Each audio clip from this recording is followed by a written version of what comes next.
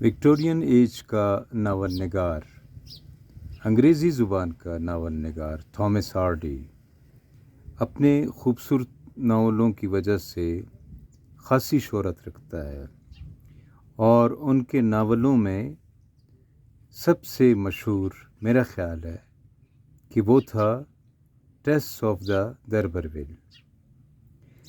Mister Altaf کہتے ہیں کہ ٹیس کے ناول میں وکٹورین پیریڈ ہمیں نظر آتا ہے، وہ وکٹورین پیریڈ کو ریفلیکٹ کرتا ہے، اس کا اظہار کرتا ہے۔ کیسے؟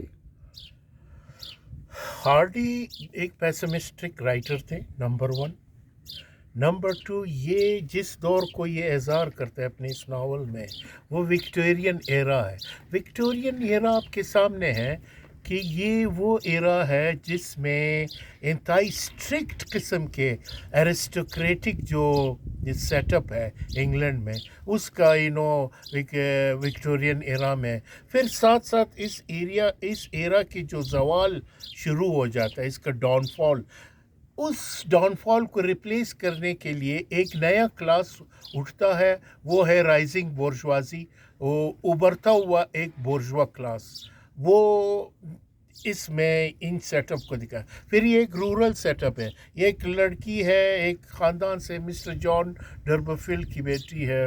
جان ڈربرفیلڈ کو ایک بندہ اس ناول کے شروع میں جب یہ سٹارٹ ہوتا ہے، اس کو یہ باور کرانے کی کوشش کرتا ہے، اس کو انٹائز کرتا ہے، اس کو اکساتا ہے کہ تم ایک اچھے خاندان سے تمہارا تعلق ہے، اور تمہاری جو وہ ہے آبا و اجداد جان ولیم آف نارمنڈی کے زمانے سے، اور تم انتہائی ارسٹوکریٹک خاندان ہو، تمہارے آبا و اجداد کی جو قبریں ہیں وہ ابھی بھی وہاں پہ مدفن ہے، اور تم تو بہت بڑے، تمہیں خود پتہ نہیں ہے تم کس ہوئے۔ پھر یہ اسی اس کا شکار ہو جاتا ہے یہ مسٹر جان، وہ کہتے ہیں میں واقعی بہت بڑا خاندان سے ہوں، لیکن انفیکٹ ان کی جو اکنامیکل سچویشن ہے وہ انتہائی غریب ہے۔ اس کی ایک بیٹی ہے انتہائی خوبصورت، 2 بیٹی ہے، ایک بڑی جو بیٹی ہے وہ ٹیس ہے، دوسری اس کے ایک بچے ہے چھوٹے چھوٹے، ایک بیوی ہے۔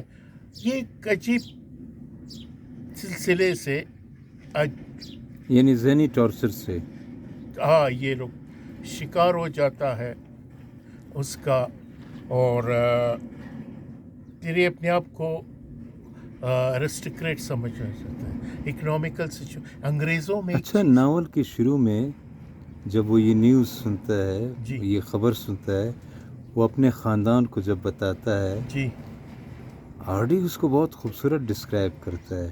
ہاں، بہت خوبصورت، شروع میں یہی ہے۔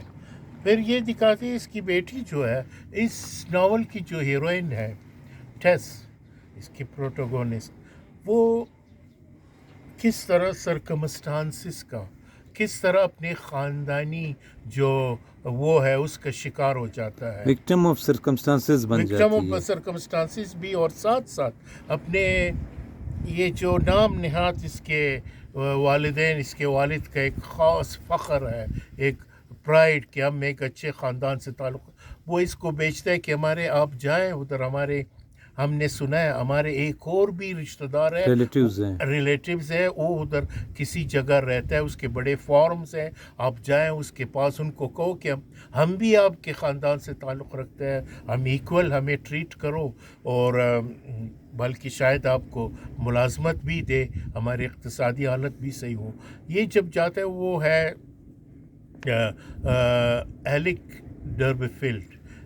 ڈربیفیلڈ، وہ ایک انتہا، جب اس ٹیس کو دیکھتا ہے تو وہ بڑے اس کے نیت خراب ہو جاتا ہے، پھر وہ کہتے ہیں واقعی ہم ایک خاندان سے ہیں، وہ پھر اس کی معصومیت سے فائدہ اٹھاتے ہوئے اس کو سیڈیوس کر لیتی ہے، ملازمت تو دے دیتی ہے لیکن ساتھ ساتھ اس کو سیڈیوس کرتی ہے۔ دین شی بیکیم پریگننٹ، وہ پھر اس کو شدید نفرت ہو جاتا ہے، اور اس سے شروع میں، اس ناول کے شروع میں یہ ایک اینجل کلیئر ایک لڑکا ہے، اس سے یہ اس کو عشق ہو جاتا ہے، یہ اس کو لائک کرنا شروع کرتا ہے، تو اس کی لائکنگ اسی کی طرف زیادہ ہے۔ تو یہ ایلک ڈربیفیلڈ اس کو سیڈیوس کرتی ہے اس کے غربت سے، اس سے ناجائز فائدہ اٹھا کے اس کو جب یہ سیڈیوس ہوتی ہے تو پھر یہ پریگننٹ ہوتے ہیں، واپس یہ چھوڑ دیتی ہے اس سے نفرت سے، واپس اپنی غریبی کو قبول کر کے یہ دوبارہ آ جاتی ہے اور کھیتوں میں کام کرتی ہے۔ ان مین وائل اس کے بچہ ہوتا ہے۔ اب یہ بڑا حیران ہے کہ اس کو کون اون کرے گا، یہ جو پھر اس کا نام اس کو ایون کوئی یہ جب گرجے میں جاتا ہے پادری اس کو قبول نہیں کرتے، اس کو بیپٹزم تک نہیں اس کو، پھر یہ اس بچے کا وہ نام لٹل سارو کا نام نہیں لٹل رکھتا ہے۔ سارو چھوٹا سا غم رکھتا ہے۔ پھر وہ چند دن وہ وقول ہارڈی کے the god fragile soldier has breathed his last and وہ مر جاتا ہے، پھر اس کو قبر کرتا ہے گمنام جگہ میں، پھر اس کے اوپر وہ اس کو یہ خود دفنا دیتا ہے۔ پھر یہ آ جاتا ہے غربت کے مارے سرکمسٹانسز کا شکار، اپنے گھر کو بھی اس نے پالنا ہے، اس لڑکی نے بڑی غیرت مند لڑکی ہے، بڑی وہ ہے پرائڈ فل ہے۔ تو یہ رول کرتے کرتے مسٹر جو جان ڈربرفیلڈ ہے یہ بھی فوت ہو جاتا ہے، تو سارے گھر کی ذمہ داری اس کے کندھوں پہ آ جاتی ہے۔ پھر تو ایک جگہ یہ ایک ڈیری فارم میں آ کے ڈیری میڈ بن جاتی ہے، وہ کام کرتی ہے ڈیری فارم میں۔ اس کا دوبارہ ملاقات ہوتا ہے اینجل کلیئر سے۔ اینجل کلیئر ایک منسٹر، ایک پادری کا بیٹا ہے، وہ بھی ایک ایرسٹوکریٹ کلاس سے ہے، بڑا ٹریڈیشنل ہے، خیر اس سے لو ہو جاتے، پھر دونوں کے درمیان فیصلے کہ ہم شادی کریں گے، تو شادی بھی ہو جاتا ہے۔ ایٹ دا اپوائنٹڈ نائٹ جب یہ اپنے سہاگ رات گزارتے ہیں ایک جگہ، تو یہ اس کے دل کے اندر جو خلش تھا یہ کہ کنفیس کر لیتے اپنی شوہر کے ساتھ کہ میں دیکھو میرے دل میں کچھ راز ہے، I hope I want to confess, میں چاہتا ہوں اعتراف کروں تاکہ آپ کی غلط فہمی نہ رہے۔ پھر یہ اپنے اس پاس جس کے ساتھ یہ جو واقعہ ہوا، جو اس سیڈکشن کا، پھر اس کے بچہ ہوا، تو یہ ساری چیزیں اس کے ساتھ تو یہ کنفیس کر لیتی ہے۔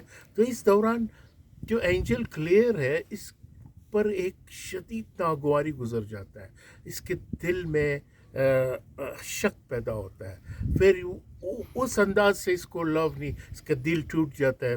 Then the first night wedding night بجائے کہ لوگ اکٹھے ہو جائے، یہ دور ہو جاتے ایک دوسرے، وہ چلے جاتے ہیں برازیل، اور یہ دوبارہ در بدر کے ٹوکرے کھانے کے لیے در بدری اور غربت کے مارے لیبر کے شکار ہو جائے، آ کے ادھر مزدوری کرتے ہیں کہ اپنے خاندان کو پالے۔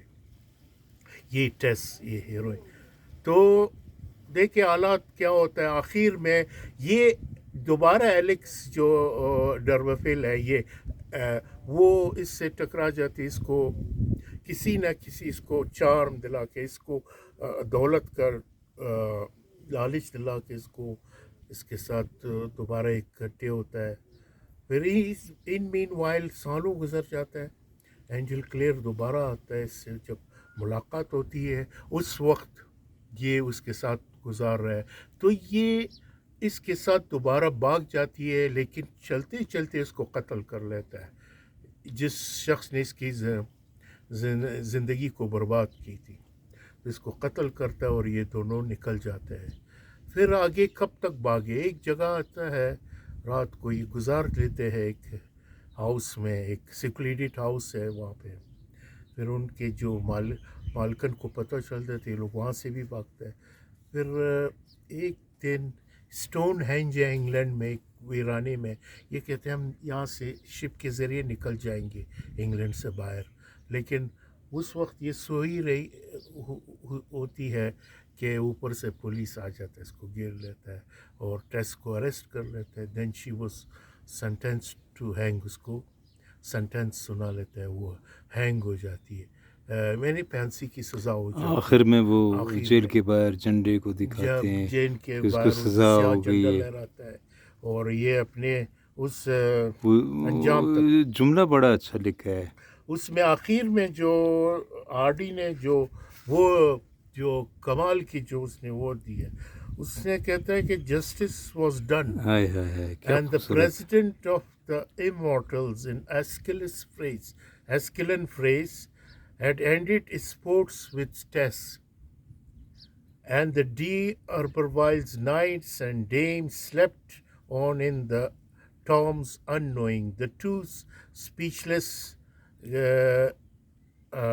Graces bent themselves down on the earth as if in the prayer, and remained then a long time absolutely motionless. The flag continued to wave silently. As soon as they had strength, they arose, joined hands again and went on. یہ آخر اس کی ایک بہن ہوتی ہے، وہ بھی اس کی ہم شکل ہے، وہ جوان ہوتی ہے، یہ تو اینجل کلیئر اسی کے بہن سے پھر شادی کر کے چلے جاتے. لیکن یہ ایک خوفناک ٹریجڈی ہے یہ ناول، انتہائی المیہ ہے. آرڈی نے اس میں ایج آف ٹرانزیشن کو، جی یہ پرانا جو نیچر تھا اور پھر آگے جو کارخانوں کا انڈسٹریل ایج آتا ہے، جی جی اس کو بہت اچھے انداز میں واضح کیے، اور خوفناک قسم کا اس میں بے روزگاری سٹائر بھی دکھایا ہے موجود کہ ہے. میں نے پہلے بھی کہا فاروق صاحب کہ جو رورل سیٹ اپ کی جو زوال ہے، جو پرانی ایرسٹوکریٹک کلاس ہے، وہ زوال کا شکار ہوتے ہیں، اور نئے انڈسٹریل سیٹ اپ اس کی جگہ آ کے اس کو ریپلیس کرتا ہے.